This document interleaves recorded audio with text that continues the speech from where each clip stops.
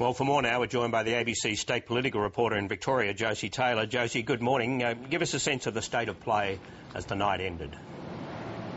Good morning, Barry. Well, the night ended last night with a real sense of disaster in the Labor camp, a sense of elation in the Liberal camp, a sense of confusion for everyone else, with yet again the possibility of a hung parliament. There was a swing of at least 6% away from Labor. The two party preferred vote 51 to 49, with, as you said, the coalition taking 12 seats from Labor and having to take one more to form government. Now, there was an independent here in the lower house in Victoria. He's now gone. There was a real hype around the possibility of the Greens entering the lower house. Despite all that hype, that just didn't happen.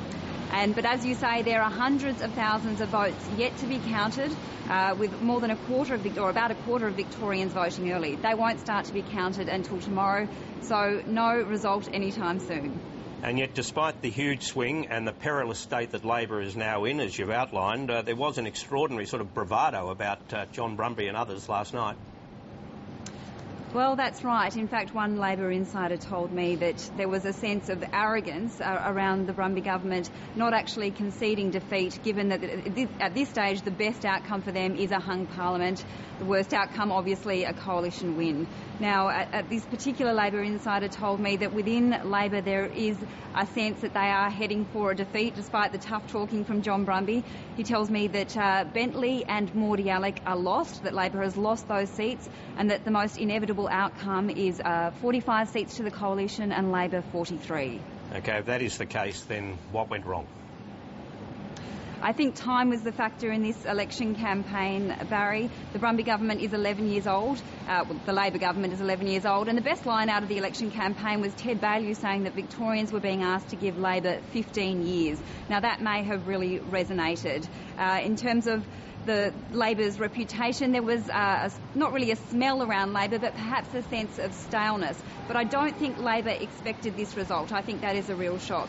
But they really pinned their campaign around John Brumby. Now, this is a man who wasn't elected as Premier. He replaced the very popular Premier Steve Bracks. So perhaps, despite their efforts to soften his image, enlist his family into the campaign and get him to talk about his personal life, loosen the tie, take off the jacket, that may not have resonated with the electorate. He's a man that people might not have connected with.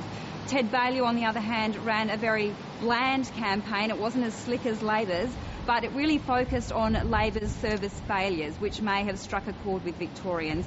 On the other hand, Labor's campaign actually really sunk the boots into Ted Baillieu, the man, attacked him personally. Now, that may have been a tactical error.